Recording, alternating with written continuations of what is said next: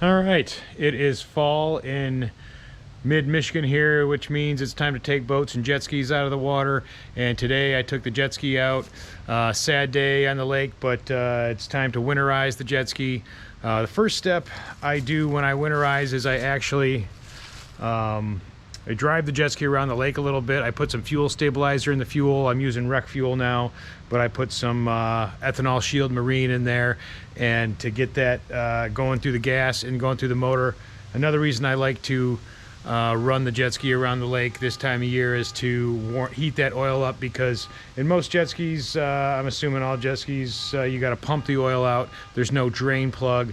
So I like to get it a little bit viscous or more thin, because you're never really going to get all the oil out, but you can get most of it out that way. If you do it when it's cold, the oil's thicker and it's hard to get it out. I use a hand pumper here. This one's called a Track. I feel like these are better than those ones you use that you put on the end of a drill.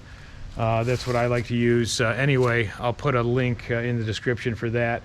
But this is a GTX Tec Supercharged Sea Doo 2004 older model. But basically, I have the seats off. This is the back here. Place to start is the best place to start is to remove the oil filter, because I'm changing the oil filter along with the oil. So it's down here. If you remove the oil filter first, that will release that oil that's in the filter into the crankcase, and you'll get more of it sucked out. But basically, the dipstick is here, and we're going to put this cord here from this Track down in there, and then just start pumping the oil out once we get the oil filter off. And then we've got some the new oil filter and the new oil that's going to go in. Anyway, here we go. Okay, on this one you got 8mm, and you just unscrew this screw that's on the top here. Okay, so this long piece comes out first. It's got an O-ring on there that we're going to change later. It's actually really hot to the touch, which is good. That means the oil is going to be hot too, because we warmed up our jet ski first. O-ring right there that comes in our new kit that we'll show you. And then you can see here, we're just going to get this top off it, but I'm going to grab a tool. It's hot. Okay, we haven't got the cap off yet, but now that we've unscrewed this piece that would have released the oil, we can start to pump the oil out of the dipstick with our Track pumper. So here's the pumper, and we're gonna just release this dipstick here. Just take that out of there, put it on our paper towel here, and then we take our long tube from our Track pumper, and then we just stick it down the dipstick hole all the way down.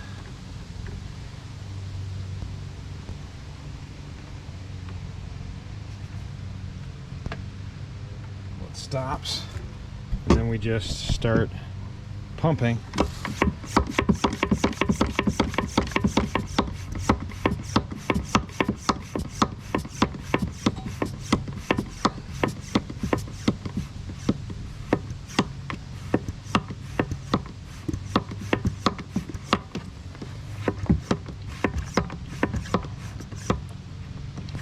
Hear the oil going in.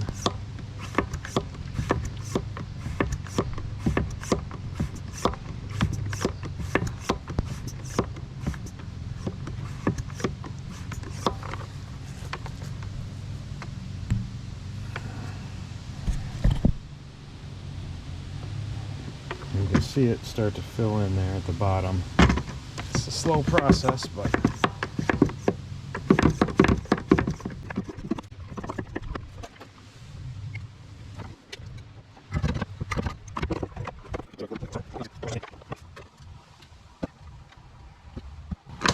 okay, and while we're pumping this out, the oil filter cap can be difficult to release.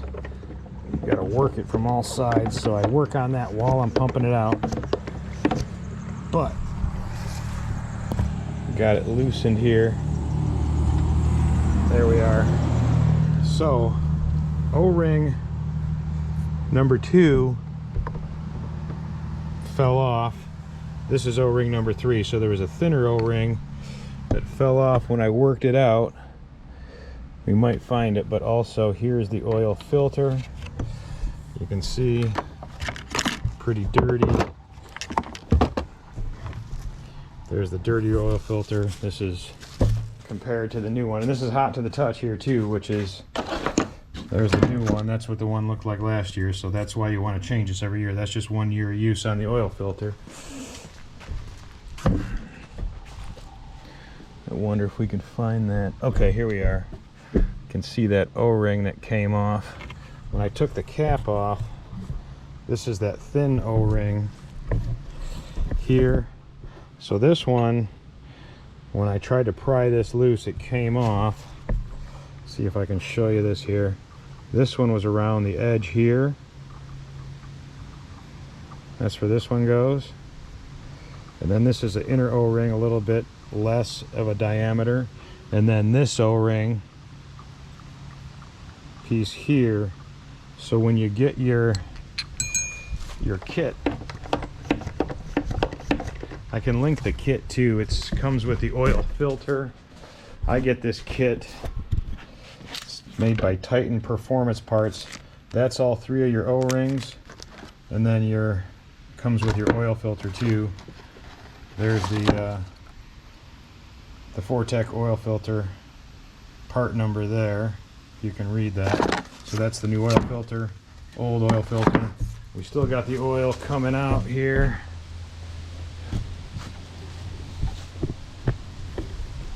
But we're ready to replace the oil filter. We have the oil filter piece off. Alright, I always like to measure how much oil I actually got out of the machine, because you never get the full 3 quarts usually that it takes. So I take the oil that I got out of it and just pour it into a measuring. That oil definitely needs to be changed. Looks pretty gnarly. I think I got a decent amount out, but we'll see.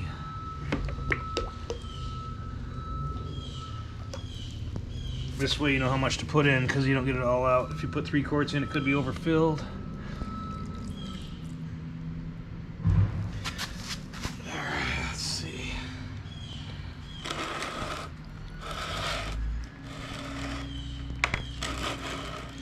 Yeah, almost a full 3 quarts, so I feel like I got more out than I ever have before.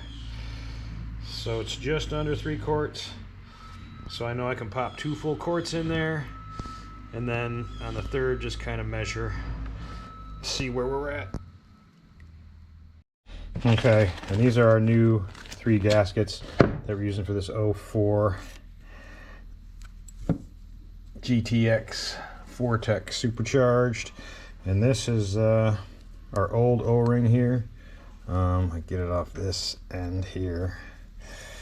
This is also how we're going to have to put the new one on and just roll it. It eventually comes off. That's the old one there.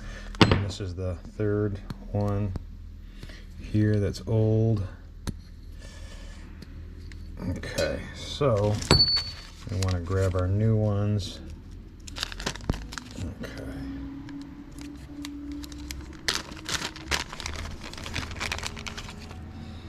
So this small one here, I just roll it on over that piece. That's the narrowest in diameter that it has to go over, so that's the way you want to get it. Okay, and then that'll sit, I believe, on the top like that when this piece goes on. And then this is our cap here. This one goes more toward the top of the cap. It's the oil filter cap.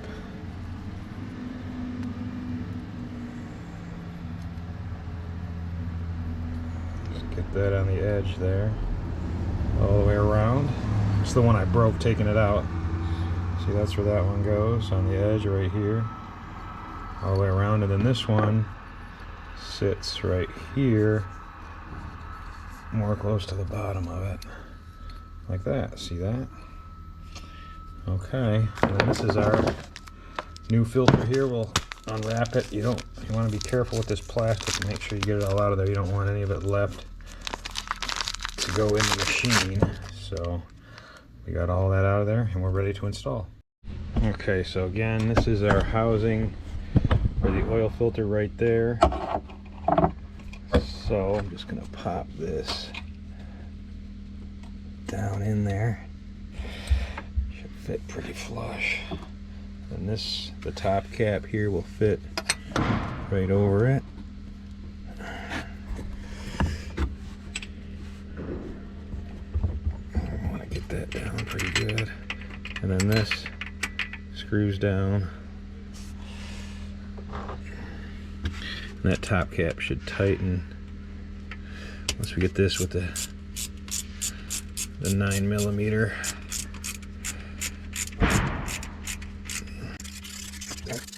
Okay, it's getting tighter now. And the cap is all the way down. That thing is tough to get off. So I don't want to go too tight, but you can tell that it's tight all the way around. Okay.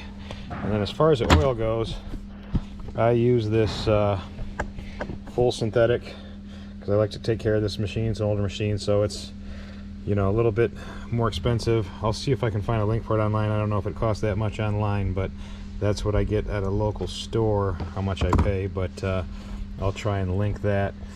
This has got about 3/4 of a quart, and these are full quarts. These two took out just under 3 quarts, so hopefully it'll be perfect. I might be a little bit under where I'll have to come and fill some up later, but I just have a funnel in here, and I'm just gonna pop it in.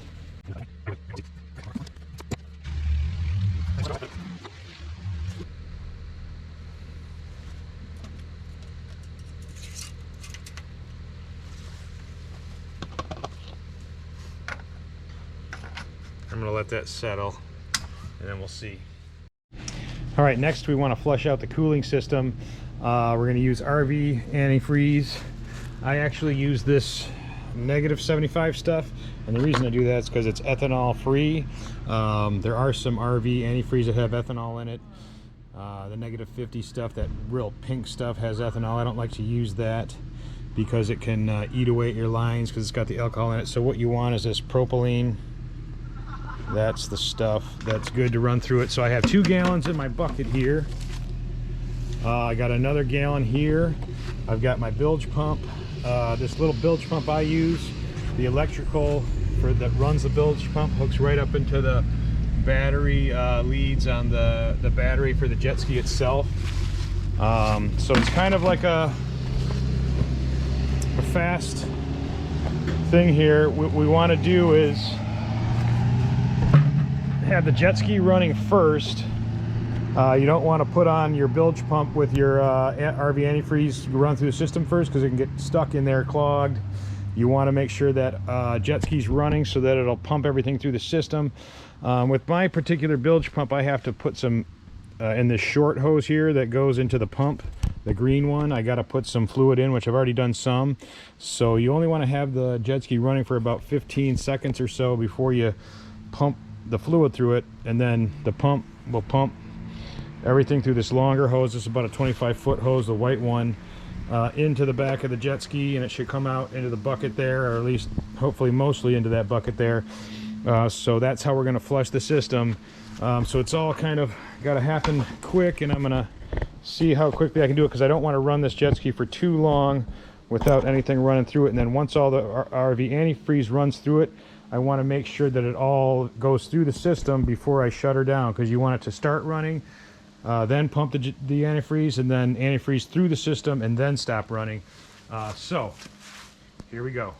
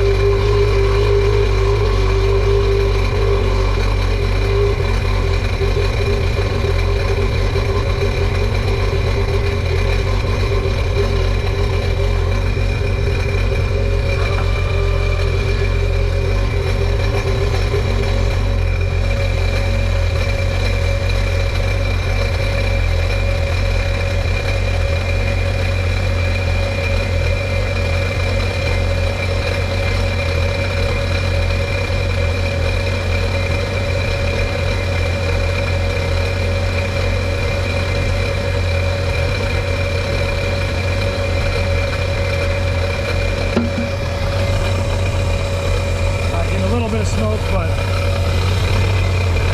it's going to be normal when you're running it without not in the water. Almost got our about antifreeze through the system here.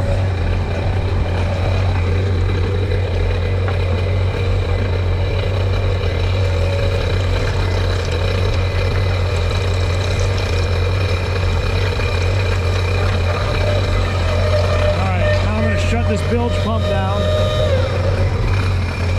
and then once all the antifreeze is through the system, I'm going to shut her down.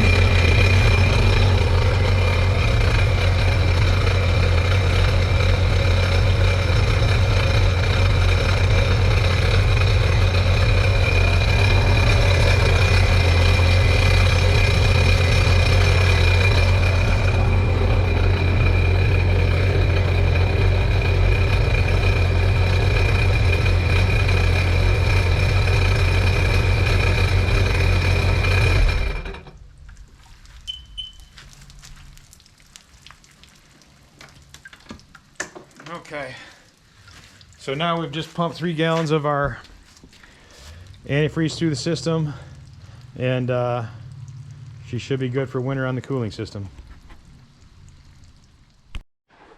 Okay, the last piece of what we need to do with getting this jet ski fully winterized is to fog the cylinders and remove the battery.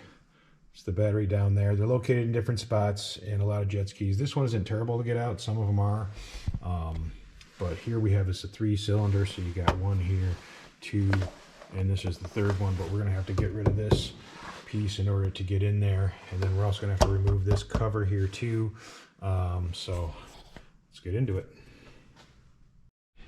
Okay. Now we got the black part out of there. I believe, if I remember correctly, this just snaps off on this Tec, but you gotta have this dipstick out of here. Let's see. Yeah, okay. So this piece here, the cover just comes off, and then you can see we got our 3 plugs there. Let's see. First thing you want to do is just unplug these hooks here. That one's tougher. That one's easier. That one in the middle is tougher. Let's see here. Okay, there we go. Alright, and then these, I forget what you call these pieces. These are what hold the plugs down in there, these plug covers. They will just kind of screw off a little. I mean, you can just pull them. Got some old dielectric grease that I had on these things. I'm just going to pull them all. Alright. And pull this one too.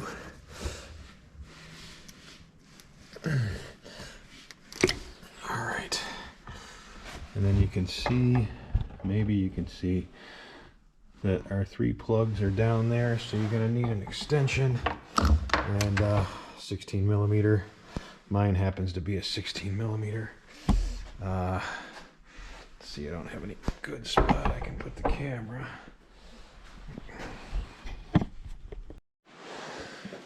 All right. So now, just put my wrench down there. Just get these plugs out of here. Really just when they're down in that hole, you just want to loosen them up all the way, but you're not going to be able to pull them out with the wrench. So I'll show you how I do it.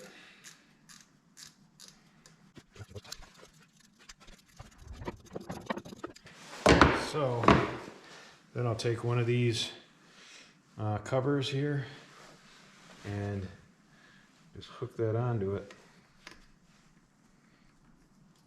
And if you need to still turn it a little, you can turn that plug too if it's not all the way loosened, but it should be loose enough with that ratchet wrench.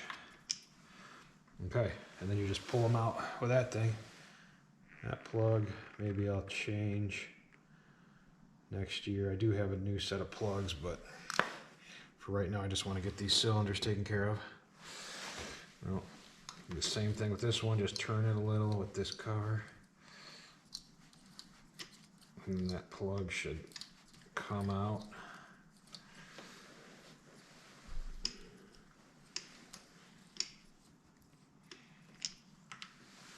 Okay, plug number 2.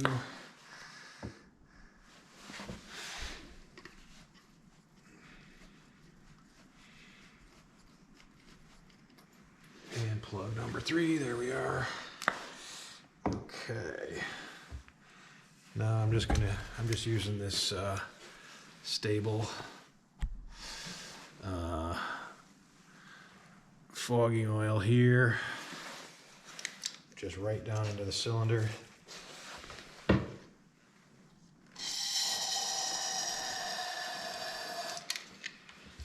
Cylinder 2.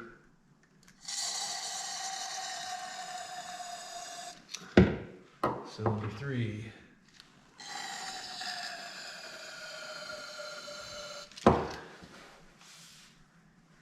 Okay. Now,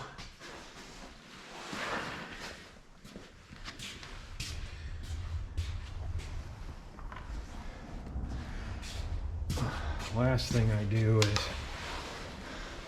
I'll actually pop this key in here. Well, I got the battery still in, but the plugs aren't in, so she's not going to fire.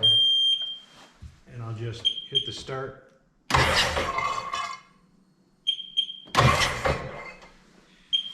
That should get the oil into the cylinders a little more.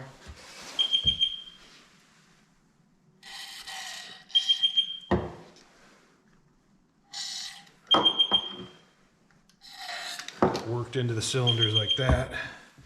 All right. Okay. Next, I'm going to take this I'm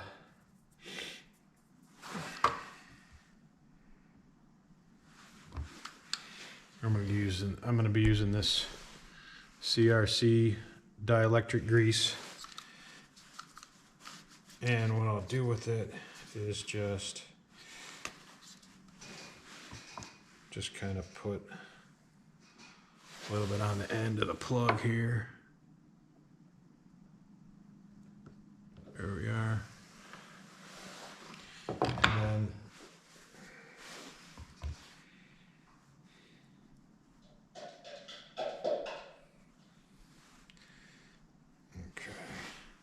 then then I'm just going to place it on this. It's not going to be permanently on there yet. I'm just going to put it on there, screw it in a little bit into that cylinder, pull it off, and then I'm going to tighten it the rest of the way with the wrench. But that's just going to get it started. Okay. And then I pull that out.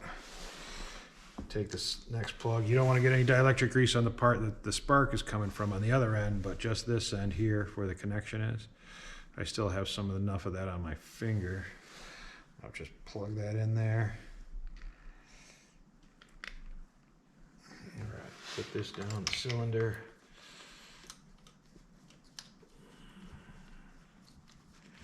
Let's get that screwed in and get it started.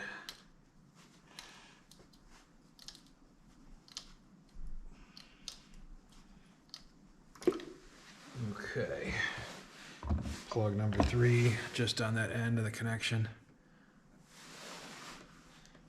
Put it back on my clamp, my boot there. I guess you'd call it a plug boot. I don't know what the official name for it is, but all right, just spin that in.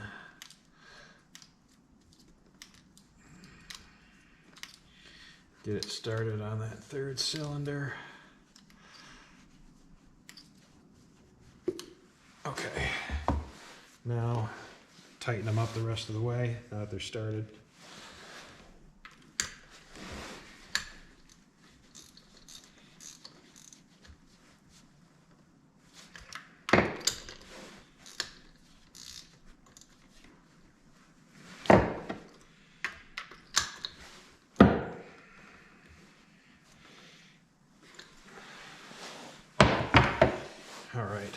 And then you replace these. You can grease them up on the outside here too, a little bit.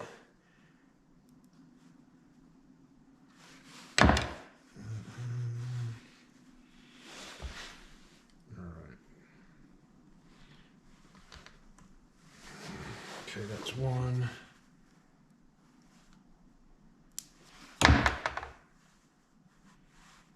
Just never on the part that's going to make the fire. That's the one thing to remember.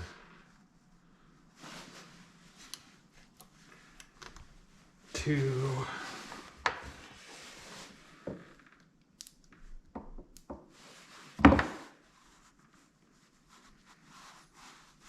Just around the part that fits in there. Alrighty. I'll replace these.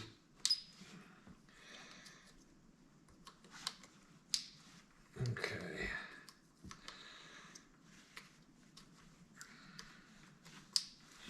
There we are. And before I put all the covers back on, that's what I replaced everything. Before I put all the covers back on, I'm just gonna take that battery out of there because I don't need that anymore. I like to keep it warm for the winter, and I charge it up and everything. Some people can keep it on a trickle charge. Okay, and here we are. This cover's back on, dipstick back in.